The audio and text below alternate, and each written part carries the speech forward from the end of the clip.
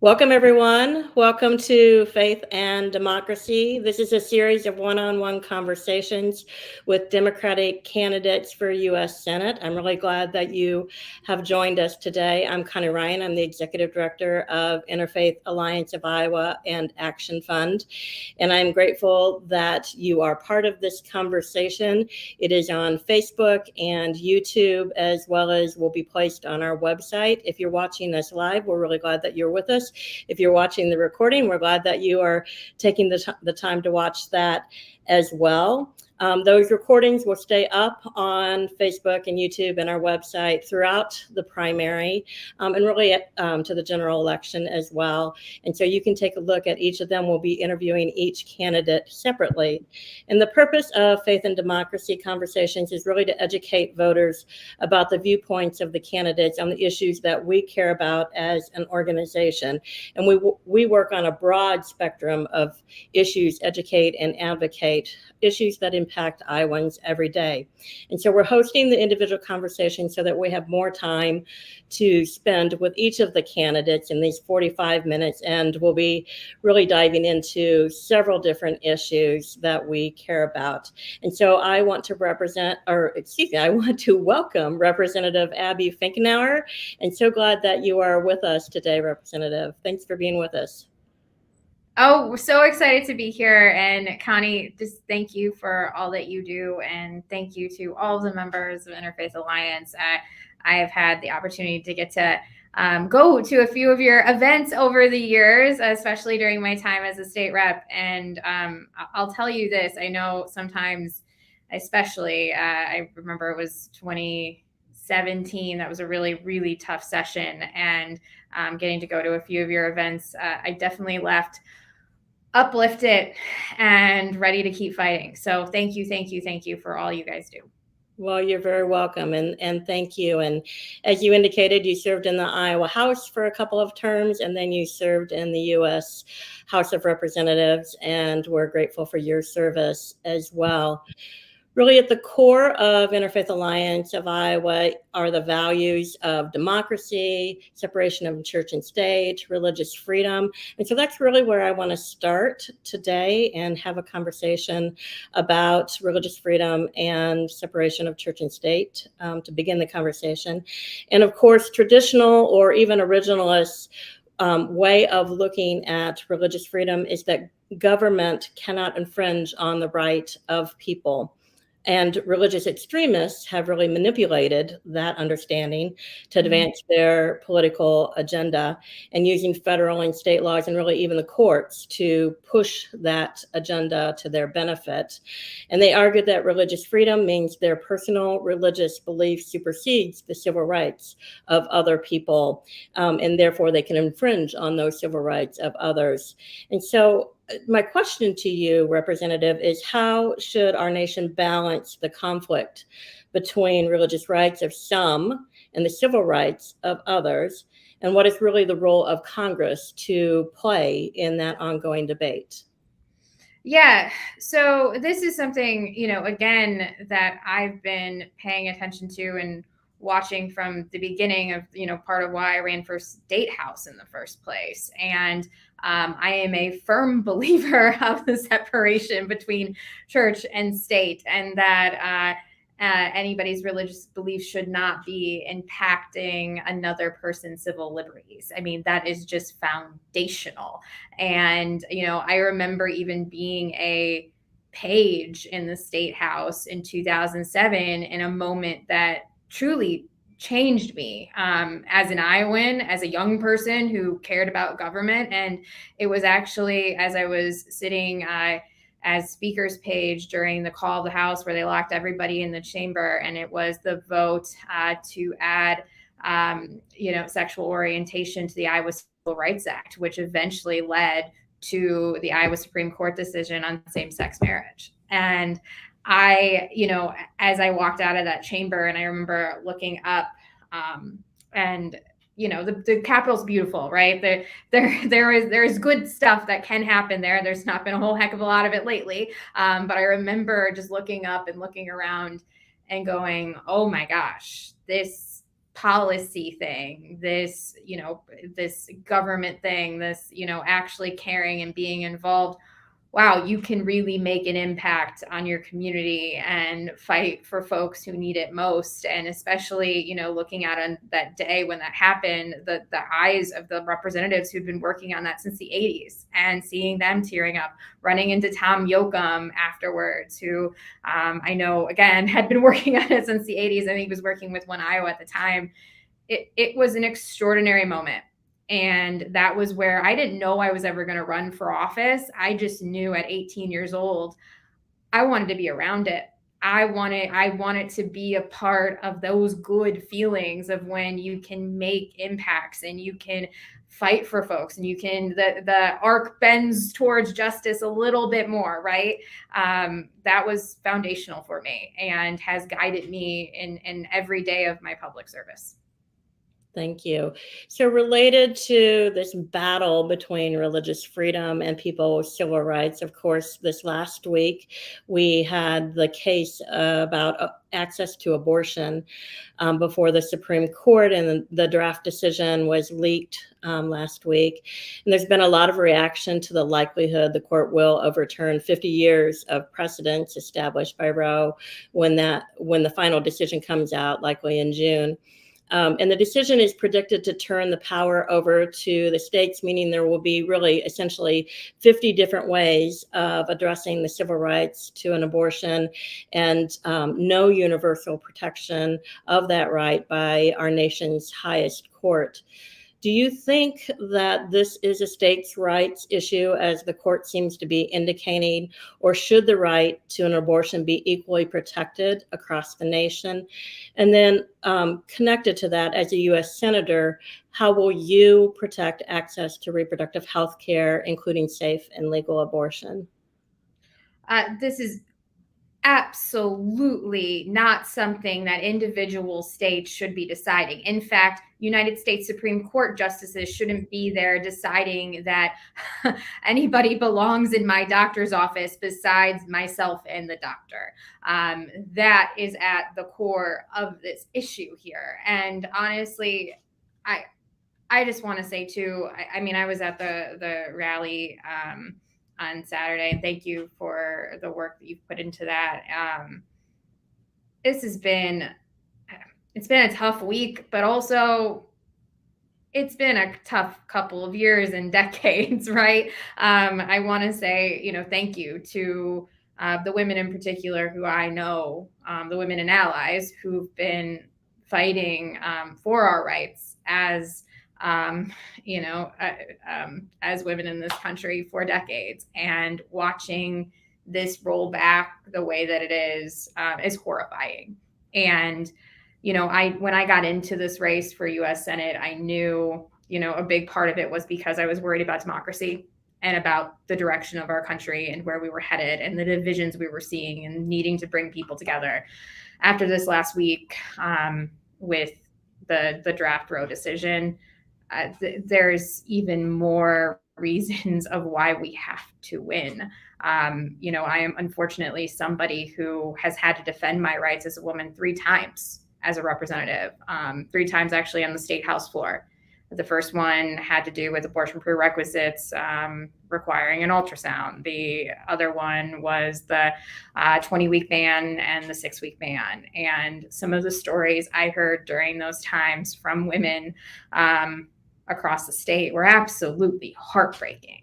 And it infuriated me. I remember in particular the 6-week ban, standing up on that state house floor and looking around me and going, I am only one of 5 people out of 100 on that floor that was a woman of childbearing age. And you had all of these people, at least there was, I think, 51, 52 of these Republicans that were going to take away my rights. And I looked at them and tried to look every single one of them in the eye and say, this is about respect. This is about, you can have your beliefs. I respect your beliefs. I respect everybody having their own beliefs on many different things. That's who we are as a country. But respect me as a woman. respect me and my rights and my ability to make decisions with my doctor, right?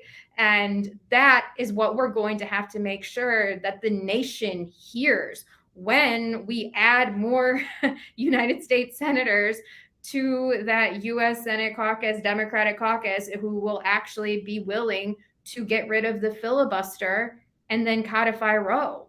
That's what we're going to have to do. And unfortunately, right now, we've got two people sitting there who are Democrats. You got Joe Manchin, you've got Kyrsten Sinema, who are just refusing to budge on the filibuster. And it's absurd, whether it was refusing to budge on it for voting rights and now for women's health and abortion access in this country. It is imperative that we actually add to that United States Senate so that we have people willing to do the work, willing to stand up for what needs to get done. And honestly, if you were unsure before, representation matters.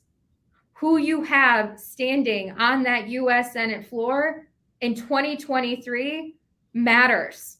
And unfortunately, again, I've already had to defend my rights 3 times, and I am prepared to do it again on that floor of the United States Senate for folks all across this country. Because here's the other piece, and I'll kind of end there, but we know this isn't just about abortion. It's what's next. And the fact that, I mean, when you look at that draft opinion and they, leave out Oberfeld, it says a lot for our LGBTQ friends across the country. And I'm terrified about what this means. And if you weren't sure about, how involved you want to be in 2022, I know everyone's tired. I get it. But we need you, and we need you now, because women will die in this country if this is allowed to stand. And so we just need to make sure we do everything we can. Thank you. And related to that, then, you brought up the LGBTQ plus community and issues of equality. The Equality Act, has passed the House and is sitting in the Senate right now. And it would create equal protections based on sexual orientation and gender identity for all people, regardless of the state in which they live. Right now, it's a mishmash. Iowa has good civil rights laws, the next state does not. And so even if you're traveling, you could be impacted by what's happening in other states. The Equality Act would make sure that everyone is protected equally under the law. So what's your opinion of the Equality Act, and should equal protections be made universal across the nation? Or again, is this a states' rights issue? No, it's not a states' rights issue, and I'm a big fan of the Equality Act. In fact, I was a co-sponsor of it while I was in Congress and voted for it. So there's no question about where I stand. And I know, we don't want to spend the entire time talking about Chuck Grassley. However, our senior senator is sitting over in that United States Senate blocking it right now and not getting it done. That's absurd. I mean, this is something that should not be hard. It should not be hard in 2022 to be able to bring people together and respect folks in this country. I mean, this is what it's about. Again, it's about respect. It's about dignity. It's just about treating people with fairness and, again, equality. What a concept, right? Why is it so hard? And we just have to, I think, again, just break through some of these barriers and take the fear out of it. We've got, again, unfortunately, some of our folks across the aisle who just keep throwing fear in so many things and trying to divide people, trying to scare people, when it shouldn't be, again, that hard to just bring people together and talk about what really matters and talk about equality and talk about just loving folks. Like, that's what it is. That's how I was raised here in Iowa. I mean, truly, one of the core values that I remember in my household, and I can't speak for everybody here, but I felt like it was an Iowa value, was this idea that you were not better than anybody else, no matter what you do or where you go or anything like that. You just weren't. You needed, it didn't matter who the person next to you were. You treated people with respect. That's just what you are. And unfortunately, I think we need to do some reminding of that across this country. And I would be a fierce advocate of the Equality Act, and again, be a co-sponsor of it and do everything I could to get it through the United States Senate. Thank you. I'm going to take a shift in the subject matter, and we're going to go to public education, and talk about K-12 education specifically, not higher ed right now. In Iowa, we have amazing public schools, teachers, staff, administrators who work really hard to ensure the needs of students, every student that walks through their door, that their needs are met and that they receive a quality education. But we know public schools and teachers, staff, administrators, school boards are being attacked by the extreme right wing of our nation and in our state. School districts across Iowa are struggling with insufficient funds it's not meeting the needs of students. And there's a lot of misinformation about public schools and educators, and that's just running rampant and really being used for political gain. So a lot of that is at the state level, but certainly the federal government has a role in ensuring good, strong public schools. So in your mind, what is the role of the federal government in supporting public schools and educators in the states and ensuring every student has the resources they need to have the best learning environment? Yeah, I think the federal government's role is to support our teachers and our educators and our kids and their parents, right? You should be able to do all three, and all three can matter, and they should. When I was in the state house, one of my first votes and times I spoke on the floor, actually, I think it was the very first time I spoke on the floor, was to talk about the lack of funding that we were giving our schools. We weren't keeping up with inflation. And I am a product of, our great schools here in Iowa. I had extraordinary teachers. I remember, junior high, that was the time I had one of my science teachers. I did not go into anything I didn't do with science, but she sat me down and saw something and just said, I want to make sure, you follow what you're passionate about. And because I know as kids in junior high, and you sometimes, you get into going to the football games, all of that. And she saw, she's like, oh my gosh, you don't talk in my class. You don't. And she just pulled something out of me to actually, I ended up getting more involved in mock trial and things like that. And she found that. I mean, that's what our teachers do, right? I wouldn't be doing this if it wasn't for those teachers. And it's why I remember, again, standing on that floor fighting so hard for more funding, because they had been doing so much with so little. Unfortunately, so much of that funding, I mean, it does go through the state, right? But on the federal level, we at times, and we should, and I one thing I'm going to fight really hard for is even very specifically mental health services in our schools. And I think that's something the federal government could really step up on and do more and send more funding that way. But we have sent funding. And unfortunately, we have a governor right now who literally took an opportunity when there was $90 million sitting there to go out to our school districts. She sat on Fox News and decided to just say, nope, we don't need it here, and just send it back when our school districts did need it. Imagine what could have happened of actually, we could put more counselors in our school, more mental health professionals. There could have been so much more done. And yet she just said, nope, you can have it. And that's where I realized that on the federal level, if we are going to pass legislation in particular to get to our schools in terms of funding, all of that, we need to make sure we have a backstop. If we have governors in these states who do not want to do their jobs and who do not value public education, you better find a way to be able to have then these school districts to be able to bring in those dollars. If you have a governor who does not value public education and is undermining it at every turn, which is what our governor currently is doing. And the last thing I'll say about that is public dollars belong in public schools. And this shouldn't even be a question. Yeah, thank you. I appreciate you adding that piece into it. This isn't related, but so kind of another hard turn. but in some ways it is related. So I want to talk a little bit about gun violence prevention. And it certainly does impact our schools on some levels. This morning, police in Ames are investigating a homicide after a man with multiple gunshot wounds was found dead. This past weekend, 3 teenagers were shot and injured at a home in Des Moines at a post-prom party.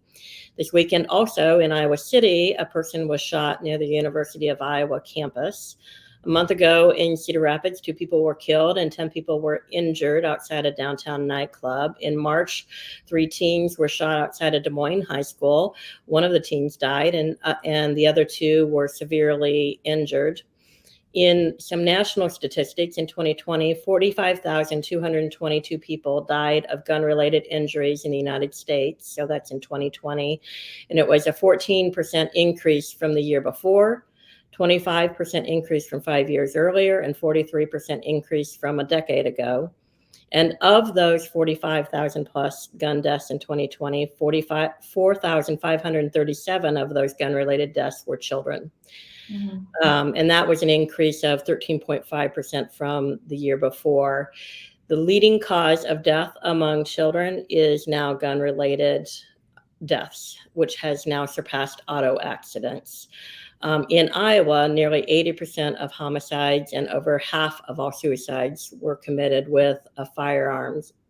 And so my question to you, Representative, is as a U.S. Senator, what is the number one thing you would do to curb the gun violence in our country and in our states and make our communities and our children safer? Well, there's 2 big things, and honestly, both of which I did actually while I was in Congress, but unfortunately, one of which our senator has been literally one of the most vocal opponents to in the U.S. Senate. First of all, it would be the vote I took on H.R. 8, which was the background checks bill, and actually closing those loopholes. That's something that, I mean, heck, 94% of gun owners agree we should do, and was an easy decision to just not only vote for, but advocate for as well. In fact, I remember being hopeful, even though we had a Republican Senate. I thought, okay, maybe, this just makes sense. The data's there of what this does and how this actually cuts down on folks who shouldn't have guns. And this actually has to have a shot here, right, to actually pass. And it was heartbreaking to watch the opposition over in the Senate, including from our senior senator, when this is something that just makes sense and honestly is sort of the bare minimum. And when it comes to even doing more, because this is an epidemic in our country, one thing I was also proud to fight for was actually funding for the CDC to study gun violence. That is something that up until a couple years ago, there was no money even for. I mean, I think it was even, it was blocked as even something you could study. So it was absolutely absurd. And that this is, again, the way that it was working. And so that's something I would really, really, really push for is, because this is a problem. Background checks isn't the end all be all here. We have a epidemic, and we need to figure out and actually get to the root of what more can we be doing. I mean, I am very pro Second Amendment. I think you should be able to, go hunting on the weekends, but you should also be able to send your kids to school on Monday morning and not be worried, are they coming home or not? That's what we're talking about here. And honestly, it's been a real honor to get to work even with, the Giffords Foundation. I've been endorsed actually by Gabby Giffords and the Giffords Foundation because of this work and how important it is to me that we kind of, again, take the fear out of it. So much of what we talk about today, right? It's about how do you take the fear out of it, and how do you just talk about how this is really impacting folks and bring people together on the issue. And this is one we should be able to make more movement than we are. Absolutely. And I appreciate all the work that you have done and the work that you did when you were in the House before. Related to the previous conversation on abortion, so obviously the impact on a lot of these issues, including abortion, the courts are part of that conversation. And as a U.S. senator, you would certainly have a role in the appointment of judges and justices to the federal bench. Our country just went through an appointment process with perhaps one of the most qualified people ever to be considered for the U.S. Supreme Court, yet Judge Ketanji Brown Jackson faced a ridiculous, in my opinion, amount of partisan and personal attacks and inappropriate questions from senators in the hearing process.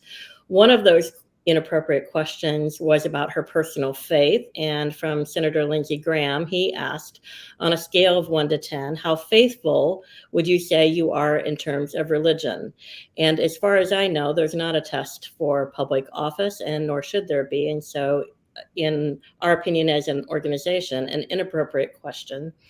But if you had the opportunity as a U.S. Senator to ask one question of a nominee for Supreme Court in deciding whether or not to support the judicial appointment or not, what would that one question be that you would ask?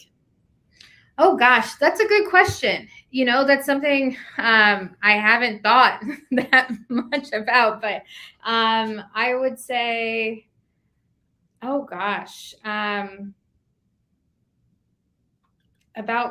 following the Constitution and doing what's right and not letting, your personal beliefs or feelings affect what is laid in front of you, right? And a question related to that about how they would discern when, yes, their personal beliefs would contradict what is in front of them based on, the Constitution and precedent. So, yeah. And then do you have thoughts on the courts really have, especially at the federal level, are becoming more and more politicized with partisan politics. Do you have thoughts on how to reduce the amount of politicization of the courts and the partisanship that is being inserted and influencing how the process is in choosing our judges and our justices? Yeah, that's tough because you look at, like you said, that Supreme Court nomination hearing, and we literally had one of the most qualified people to have ever sat in front of any committee to be placed on the U.S. Supreme Court, and she was extraordinary and brilliant, and to have watched how she was treated was heartbreaking. Mm-hmm. And I think, I remember even watching Senator Cruz and the way he didn't even ask real questions. About it was just, how do I make a Fox News clip tonight? Like, that's sort of what it became when you started in Lindsey Graham, same thing. And, I know Senator Grassley read whatever was in front of him that, he was told to ask. But it was interesting and a little horrifying that is how these processes now have been made. And so I know, some people have talked about, oh gosh, well, we just shouldn't have cameras. Well, I don't think that's it. That's not where I'm at. I think, transparency is really incredibly important. But I think part of it is just, electing people who aren't going to do what Lindsey Graham and Ted Cruz did, right? And I think that's kind of where we need to start. And even the partisanship of this country, in a way, I go back to even like the filibuster, right? And I talk about getting rid of the filibuster for a number of reasons. And one of the reasons Senator Grassley is opposed to it is he goes, oh, bipartisanship, right? It's really going to hurt bipartisanship. And I was like, where's the bipartisanship in the U.S. Senate right now? It hasn't really been helping. But the thing that could help, right, and when you get rid of gerrymandering in this country, I think that's more obviously with the House, obviously, and stop having people that are so far this way or so far that way that they're afraid to even talk to each other because they might get primaried from one way or another. And that, I think, has been one of the biggest disservices to our country and democracy, with the way that has been really taken hold in many, many states, not just, red states, but also blue states. And Iowa, luckily, that is not the case. And we still have this nonpartisan, process, thank God. And these are fair maps, and that's great.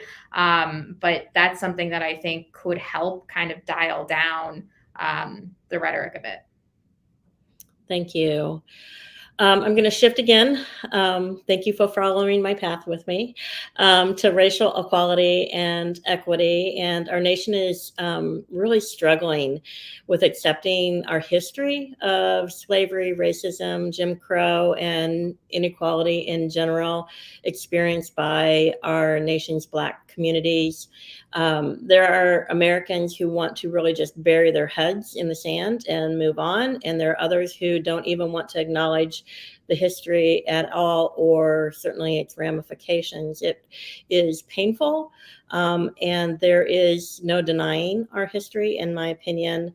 I also believe that our nation needs to accept responsibility and must right the wrongs of our ancestors. I think we have to think about it honestly and holistically to address the systemic impact today. And I know that's a very big topic of racism and racial justice and equality and equity, and really deserves its own segment for 45 minutes or a whole day. So I acknowledge and apologize for the inadequacy of this format, and we're not going to solve the issues right now. But I do wonder what your views are on where we are today and how our nation must address the impact of systemic racism on the Black communities of our country and all communities of color as well. Yeah, well, one, we're not doing enough. I would start there. There's plenty more we can be doing. And in fact, I'll just be honest. I remember, in the aftermath of the murder of George Floyd, getting on a caucus call.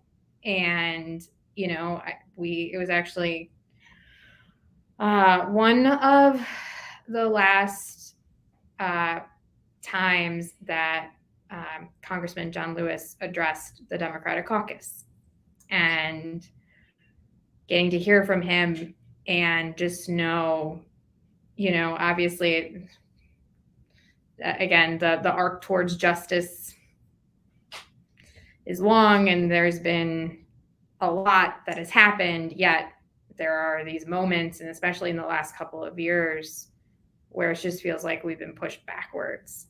And you realize, at least I did, that I wasn't doing enough, that I wasn't reaching out to communities who needed to hear me more. And I needed to not necessarily hear me, but I needed to just sit and listen.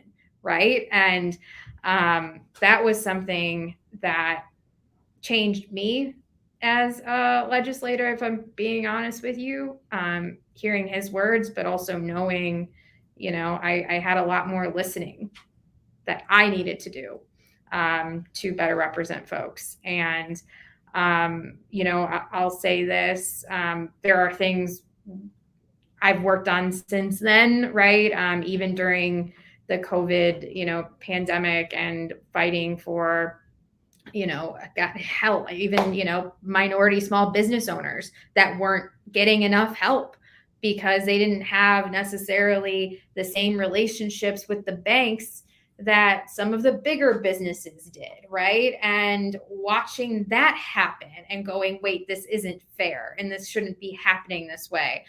Even honestly, I remember actually working with our hopefully future governor, Teeter DeGier, on this, who did a heck of a lot, and just listening to her about, okay, this isn't working. Here's why it's not working. And then what do we do to actually fix it, right? So sometimes in my mind, it's a lot of me, I need to stop talking. I need to talk to people who are in it and listen, and then go fix what I can within the position of power that I have. But it's also about uplifting others too, to positions of power as well, and making sure that I am a good ally, and and bringing people in. I think that's also important. But there's a lot more work to be done. I mean, even when you look at the effects of redlining still today, I mean, it's still, I mean, these impacts are still here, right? And there's plenty more we can be doing, and I look forward to do more of it. Thank you.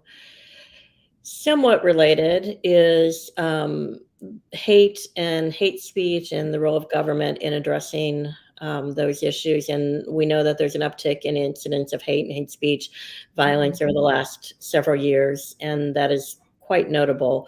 It's impacting the Jewish and Muslim communities, the Black and Latinx and Asian communities, the LGBTQ communities, the disability community. And white nationalism is a driving force in that. It's not the only piece of it, but it's certainly a driving force in much of that increase. And they often use freedom of speech as a shield for their harmful and hateful and toxic rhetoric. And so, what are specific things that Congress could do or should do in addressing hate speech and in the growth of white nationalism that has come across our country and is doing great damage? Yeah, one of the things that I would actually fight for in the Senate that's sitting in the House right now, or actually passed out of the House, was the COVID-19 hate crimes act. And so that actually, I mean, really that came out of the fact that you had a lot of Asian Americans that were getting attacked and, and brutally beat in the streets and everywhere. I mean, it's horrific, right? What is happening in this country, and the escalation of the hate, and it being, again, because of race, because of religion, and just this idea that, again, these groups are evolving and they're growing, whether it's Proud Boys, whether, whatever it is, that they feel so emboldened that they can do this, that it has required new legislation to be able to step up how quickly these hate crimes are actually investigated, and the funding that needs to be put behind it to actually have more resolution and quicker and keep communities safe. It's unfortunate that we're here, that this is something that, but here we are. And again, this is something that needs to get done in the United States Senate. It's unfortunate that it is not yet, but has been in the House. And had I been in the House, I would have voted for it and been a co-sponsor of it as well. But this is something, again, that we need to get done in the U.S. Senate to actually up those resources and prosecute these folks.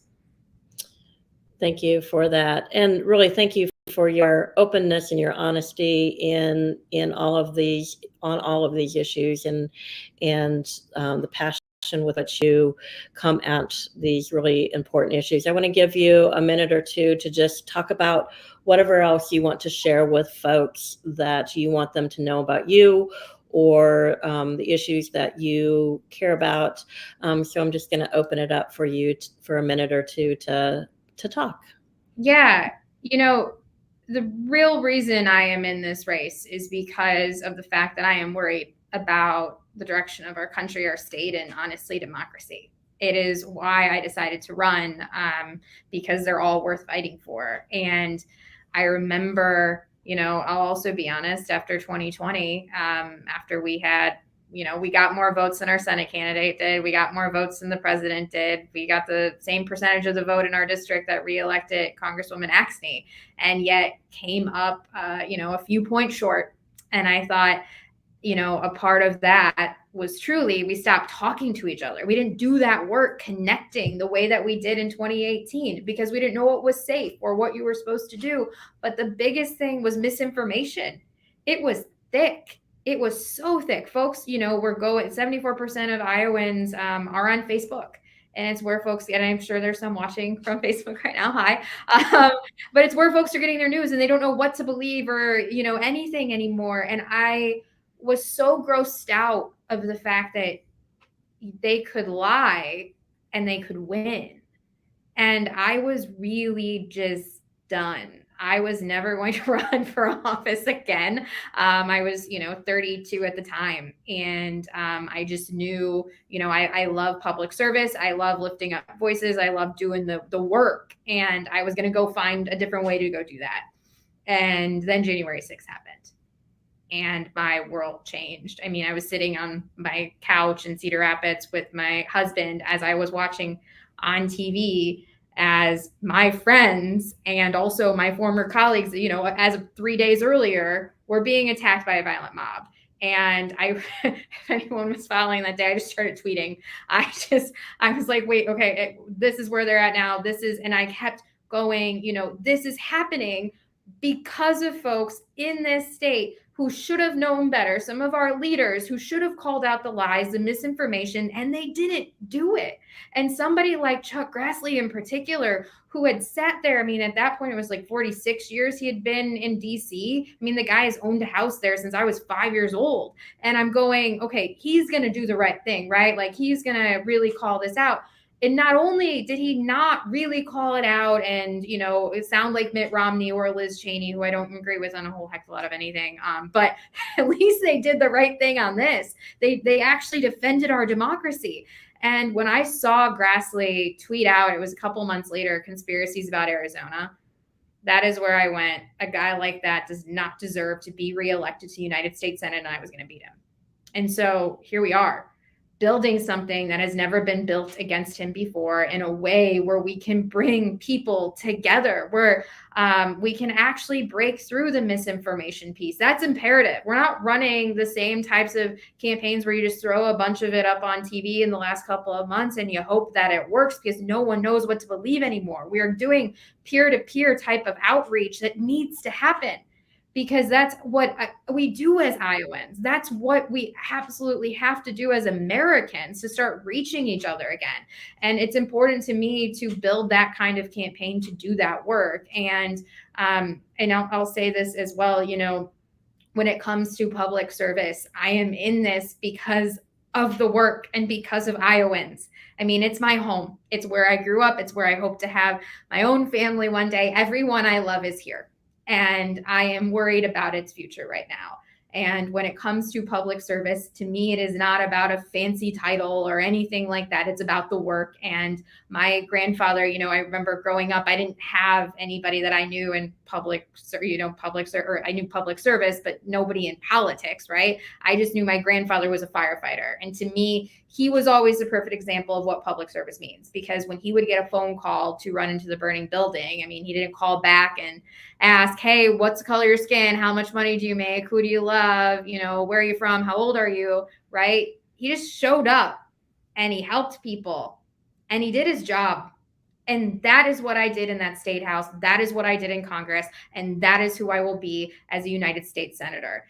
It would mean the world to me to have your support, to have the support of folks watching, and just know, again, I'm doing this for you.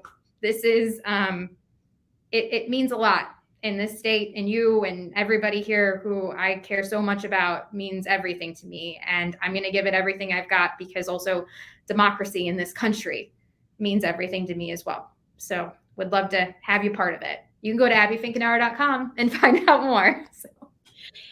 Thank you so much, Representative Abby Finkenauer. Thank you for spending these 45 minutes with me and for really showing your heart and being part of the conversation, being willing to put yourself out there.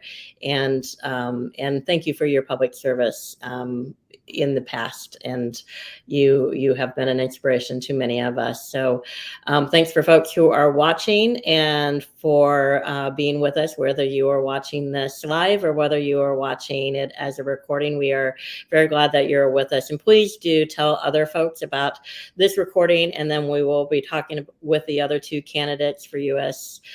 Senate as well, and so those will be the next 2 Mondays. And so we would love for you to share that information as well. And those will be on our Facebook page as well as YouTube, and then also on our website, Interfaith Alliance Iowa. And those will remain there, as I said earlier, at least through the primary, which is on June 7th. And I want to just say one last thing I encourage you to vote. Whomever you choose, I encourage you to vote in the primary and in the election, because voting matters in our democracy. If you are registered to vote, great. If you know other people who are not registered to vote, please help them register to vote. We know that there has been a concerted effort to impact negatively our voting rights. And let's just show that we're going to stand up to that, and we're going to make sure that everyone who is eligible can vote. So please help others to register and know the process. Thanks again, Representative Abby Finkenauer. Thanks for joining me for the conversation. And for now, everyone, please stay safe and be well and take care. Thank you.